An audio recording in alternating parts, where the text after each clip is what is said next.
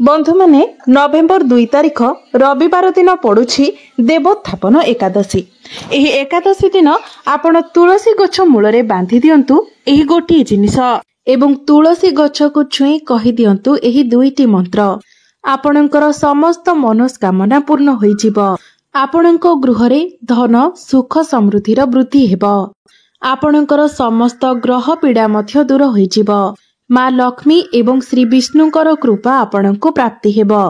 बंधु माने आमर हिंदू धर्म रे एकादशी तिथिटी को अत्यंत महत्व दिया जाय थाए। बंधु माने आमर हिंदू धर्म रे प्रत्येक व्यक्तिंकर अगणारे तुलसी गछ तो निश्चित भावरे रही थाए।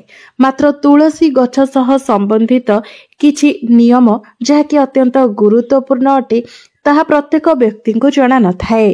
तुलसीर पूजा किपरि करिबा उचित, तुलसी गछरे किपरि भावरे जल अर्पण करिबा उचित, तुलसी गछ पाखरे केउ सबु वस्तु रखिबा उचित एवं केउ सबु वस्तु न रखिबा उचित, एपरि अनेक गुड़िए नियम पालन करिबार आवश्यकता रही थाए। एहा व्यतीत जदि आपण तुलसी गछ मूलरे एही गोटिए जिनिस बांधि दियंती तो आपणको माँ लक्ष्मीकर विशेष कृपा प्राप्ति होइथाए एवं आपणको गृहरे माँ लक्ष्मीकर सदा निवास होइथाए। बंधु माने आपणको घरे तुलसी गछ रहिबा आपणको घरर प्रत्येक सदस्य मानक पई अत्यंत लाभकारी होइथाए। कारण तुलसी गछटी सबु दिगरु आम पई उपकारी होइथाए। पौराणिक मान्यता अनुसारे तुलसी गछरे माँ लक्ष्मीकर निवास होइथाए एवं नियमित भावरे तुलसी गछर पूजा करबा द्वारा मध्य आपणको अनेक लाभ प्राप्ति होइथाए। तेबे एहा सहित जदि आपण निज घरे तुलसी गछ रखिबा सहित तुलसी गछर नियमित भावरे पूजा करबा सहित तुलसी गछ मूलरे एही जिनिसटी बांधि देउछंती तो आपणको तुलसी पूजा करिबार 100 गुणा अधिक लाभ प्राप्ति होइथाए। कारण एही गोटिए जिनिस बिना तुलसी गछ को अधूरा माना जाय थाए। एही गोटिए जिनिस तुलसी गछ को संपूर्ण बनाई थाए। सेथिपाई शास्त्र रे एहार सबुठारु अधिक महत्व रहिछि। बंधु माने केवल आमर ओडिसा रे किंबा भारत रे नहे बरं आमर विश्व ब्रह्मांडर अनेकांश स्थान रे तुलसी गछ को अत्यंत पवित्र एवं उपकारी बोली माना जाय थाए। कारण तुलसी गछरे औषधीय गुण रहिबा सहित तुलसी गछर मध्य बहुत अधिक आध्यात्मिक महत्व रही थाए। आमर जेकोनसी धार्मिक अनुष्ठान हेउ किंबा कोनसी यज्ञ हेउ सेथिरे निश्चित भावरे तुलसीर प्रयोग करा जाय थाए। विष्णु पुराण रे तुलसी को भगवान श्री विष्णुकर पत्नी बोली कुहा जायछि।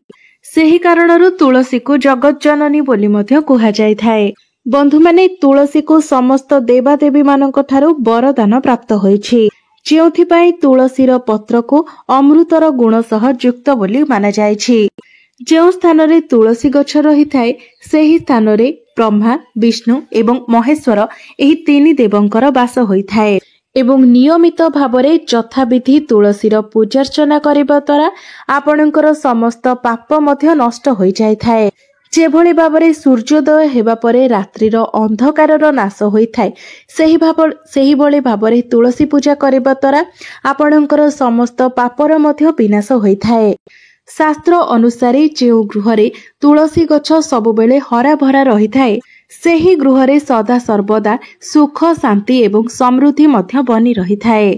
बंधु माने भगवान श्री विष्णु को अर्पण करा जाउथिबा जिनिसरे एवं भगवान श्री विष्णु को अर्पण करा जाउथिबा भोगरे तुलसीर पत्र निश्चित भावरे रहिबा आवश्यक।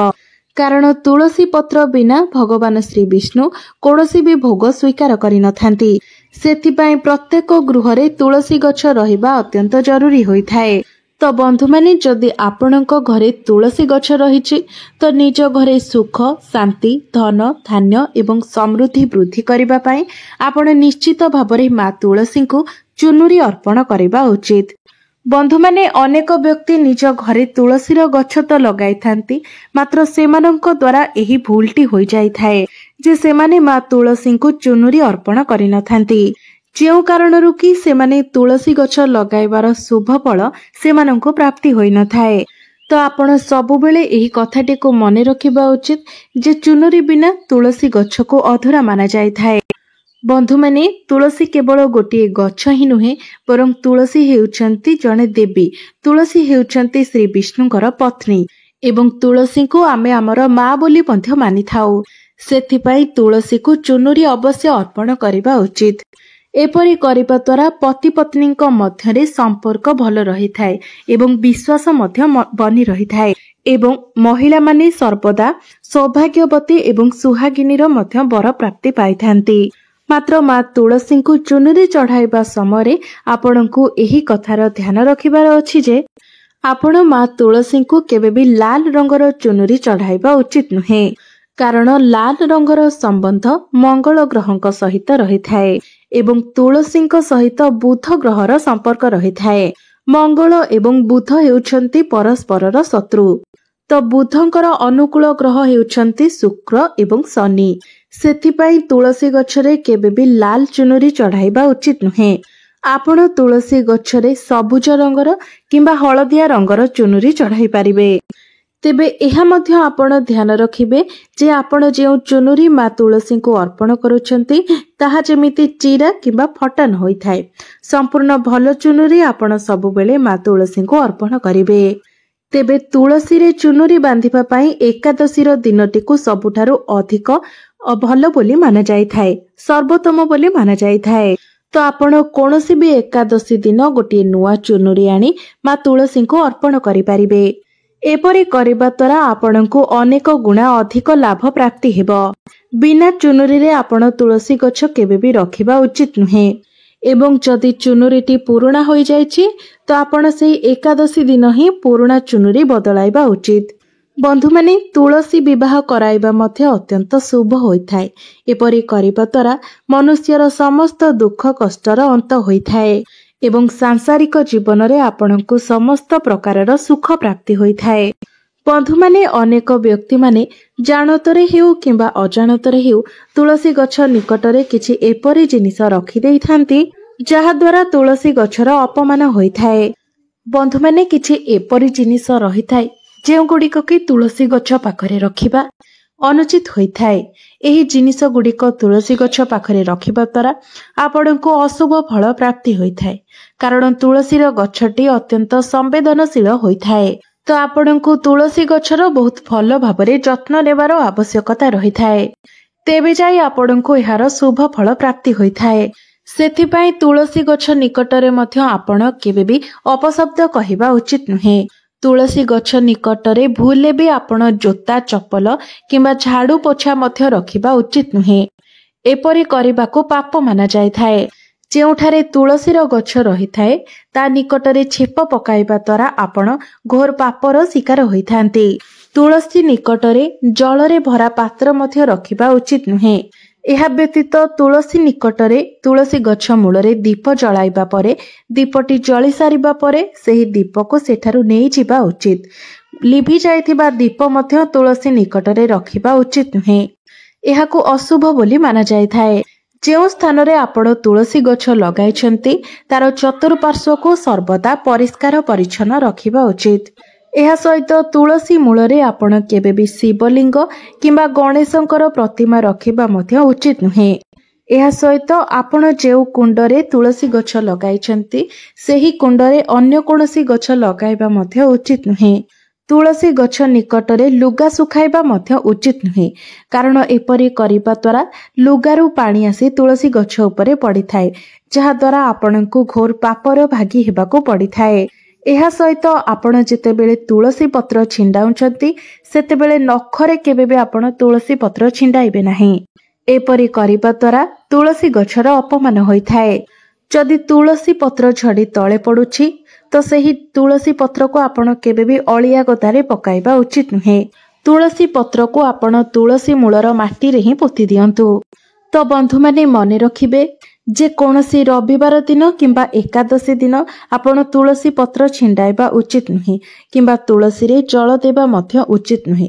ଏହା ବ୍ୟତୀତ ଅନ୍ୟ ଦିନ ଗୁଡ଼ିକରେ ଆପଣ ପ୍ରତ୍ୟେକ ଦିନ ସକାଳୁ ତୁଳସୀ ଗଛରେ ଜଳ ଅର୍ପଣ କରନ୍ତୁ ଏବଂ ସନ୍ଧ୍ୟା ସମୟରେ ତୁଳସୀ ମୂଳରେ ଦୀପ ଜାଳନ୍ତୁ।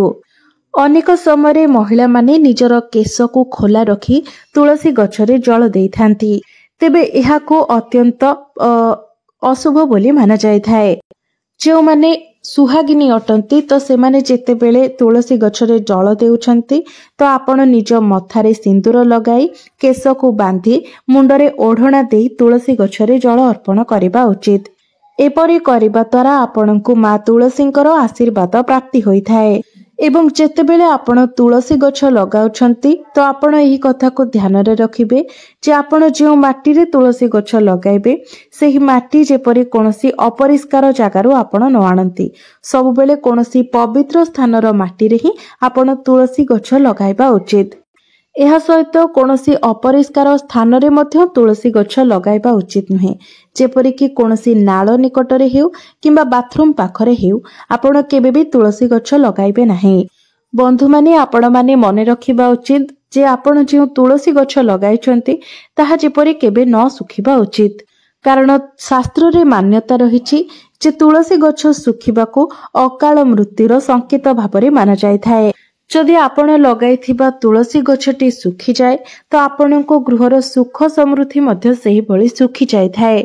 कारण सुखी जाइथिबा तुलसी गछरे माँ लक्ष्मीकर निवास होई न थाए।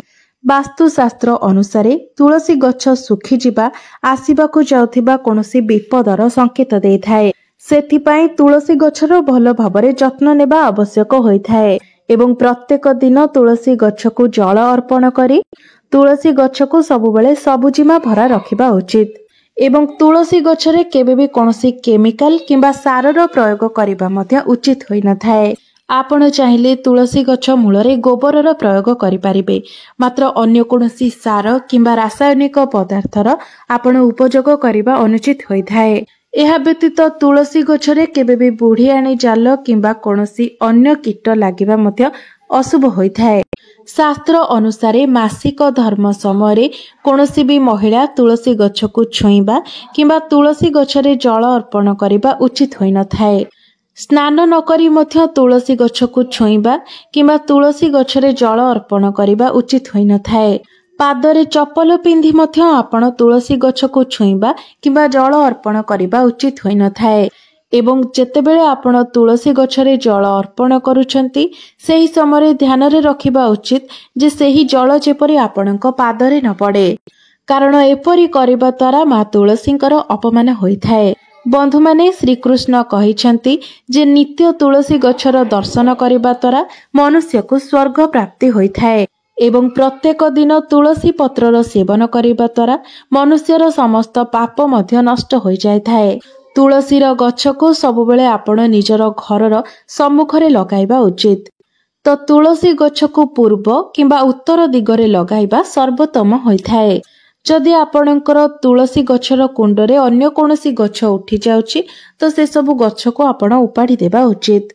मात्र जदि तुलसी कुंडरे आउ अन्य तुलसी गछ उठुची तो एहाको अत्यंत शुभ बोली माना जायथाए। आपण चाहिले एही तुलसी गछको अन्य काहाको मध्य देई पारिबे। माना जायथाए जे जदि आपणको गृहरे एकरु अधिक तुलसी गछ आपे आपे उठी जायथाए तो एहाको माँ लक्ष्मीकर आगमनर संकेत बोली माना जायथाए। तुलसी गछ निकटरे केबे भी कंटा जातीय कोनोसी गछ लगाइबा उचित नुहे। कारण कंटा जातीय गछरु नकारात्मक ऊर्जा निर्गत होइथाए। बंधु माने अनेक व्यक्ति निज घरे नागफेणीर गछ रखिथांती, मात्र घरे कोनोसी भी कंटा जातीय गछ जहाँकि मरुस्थलीय गछ होइथाए से सबको घरे रखिबा उचित होई न थाए। मात्र शास्त्र रे कदली गछर बहुत अधिक महत्व वर्णना करा जायछि। जदि आपण तुलसी गछ निकटरे कदली गछ लगांती तो आपणको बहुत अधिक शुभ फल प्राप्ति होइथाए। कारण कदली गछरे श्री विष्णुकर वास होइथाए। तुलसी गछ निकटरे कदली गछ लगाइबा द्वारा आपणको गृहरे सुख समृद्धिर वृद्धि होइथाए। कारण जो स्थान रे श्री विष्णुकर वास होइथाए सेही स्थान को माँ लक्ष्मी आपे आपे चली आसीथांती। एहा सहित तुलसी गछ मूलरे आपण शालग्राम मध्य निश्चित रूपरे रखिबा उचित। कारण शालग्राम को श्री विष्णुकर निराकार रूप बोली माना जायथाए। शालग्रामटी गोटे कला रंगर पत्थर होइथाए जहाको अत्यंत विलक्षण एवं मूल्यवान बोली माना जायथाए। तो जदि आपण तुलसी गछ मूलरे शालग्राम रखंती तो आपणको गृहर समस्त नकारात्मक शक्ति गुड़िक नष्ट होई जायथाए। विष्णु पुराण अनुसार शालग्रामर चरणामृत जदि मृत्यु समय कौनसी व्यक्तिर मुहरे दि जाए तो सही व्यक्ति को विष्णु लोक प्राप्त होता है। तो बंधु माने जो व्यक्ति प्रत्येक दिन शालग्रामर चरणामृत पान करिथाए सही व्यक्ति को निश्चित रूप से मृत्यु पर मोक्ष प्राप्ति होता है। तेबे अनेक व्यक्ति चरणामृत को निजर मस्तकरे मारिथांती, तेबे यह संपूर्ण रूप से अनुचित अटे। चरणामृत सर्वदा निजर डाहाण हाथ में सेवन करने उचित। तेबे आपण जेतेबेले निज घर को शालग्राम किणिकी आणुछंती सेतेबेले आपण को ध्यान रखिबा उचित जे सही शालग्राम जेपरि असली शालग्राम होइताय, कारण एबे मार्केट रे बहुत नकली शालग्राम मध्य मिलुछि जहार पूजा करबा द्वारा आपण को कोनोसी भी शुभ फल प्राप्ति होई न थाए। तेबे आपण निज घरे केवल गोटिए ही शालग्राम रखी पूजा करबा उचित। तो आपण जेतेबेले शालग्रामर पूजा करूछंती तो तांकु चंदन लगाई गोटे तुलसी पत्र उपरे रखी पूजा करती तो आपण को अनेक शुभ फल प्राप्ति होता है। एवं प्रत्येक दिन जदि आपण पंचामृत रे शालग्राम को स्नान करती तो आपण को समस्त जन्मर पाप मध्य नष्ट हो जाई थाए। शालग्राम सकारात्मकता एवं सात्विकतार प्रतीक होता है। तेबे बंधु माने मोर एही भिडियोटी जदि आपण मानकु भलो लागि थाए तेबे भिडियोटी को लाइक करी चैनल टी को सब्सक्राइब करि देबे एवं कमेंट बॉक्स रे भक्ति एवं श्रद्धार सहित जय श्री विष्णु जय मां लक्ष्मी निश्चय लिखिबे।